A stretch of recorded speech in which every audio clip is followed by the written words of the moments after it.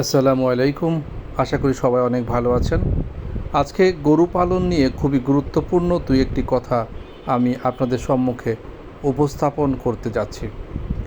গরু পালন এটা একদিকে যেমন শখ, পাশাপাশি এই গরু থেকে আসে আমাদের অর্থনৈতিক সমৃদ্ধি এবং সচ্ছলতা।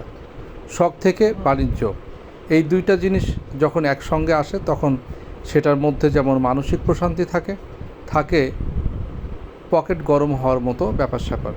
কিন্তু অনেক ক্ষেত্রেই এই বিষয়টা শুধুই বাণিজ্যিক হয়, তখন দেখা যায় যে গরুগুলোকে চারণভূমি, সবুজ ঘাস এগুলো ছাড়াই তাদেরকে পালন করা হয় জেলখানাতে।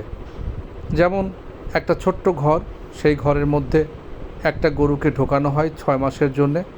সেই গরুটা বিক্রির আগ পর্যন্ত আর বের করা হয় না।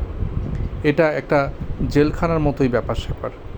গরুকে খাওয়ানো হয় নিম্নমানের বিভিন্ন ধরনের খাবার বা এই ফিডগুলো গরুর স্বাস্থ্যের জন্যে মোটাতাজাকরণের জন্যে উপযোগী, কিন্তু আসলে এটা গরুর জন্যে হেলদি নয়। ফলে গরু মোটাতাজা হলেও ভেতর থেকে অন্তঃসার শূন্য হয়ে যায়। এই শ্রেণীর মানুষেরা এই প্রাণীগুলোর উপর অবিচার করে। প্রাণীদের সঙ্গে তাদের আত্মিক মানসিক কোনো সম্পর্ক নেই, সম্পর্ক শুধুমাত্র টাকার সাথে। তারা গরুগুলোকে কখনো সবুজ ঘাস খেতে দেয় না। দিনের পর দিন, মাসের পর মাস গরুগুলো বন্দি জীবন যাপন করে। তাদের গলার মধ্যে মোটা শিকল বেঁধে দেওয়া হয়, তাদেরকে ওইখানেই গোসল করানো হয়, ওখানেই খাওয়া, ওখানেই নেওয়া, সব ব্যবস্থা ওখানেই। এই গরুগুলোকে একটু হাঁটানো, একটু ব্যায়াম করানো, একটু চারণভূমিতে ছেড়ে দেওয়া, এরকম কোনো ব্যবস্থাপনা নাই। আসলে এগুলো এক ধরনের অবিচার এবং পশুর প্রতি অত্যাচার বলা যেতে পারে। পশুপালন অবশ্যই আমরা একটা লাভজনক পেশা, লাভজনক ব্যবসা, লাভজনক ব্যবস্থাপনা, কিন্তু এইটাকে অবশ্যই এনজয় করতে হবে।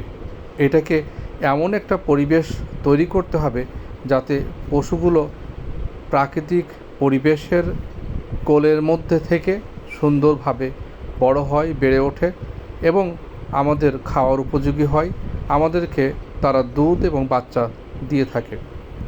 এই বিষয়গুলো অবশ্যই খেয়াল রাখা উচিত।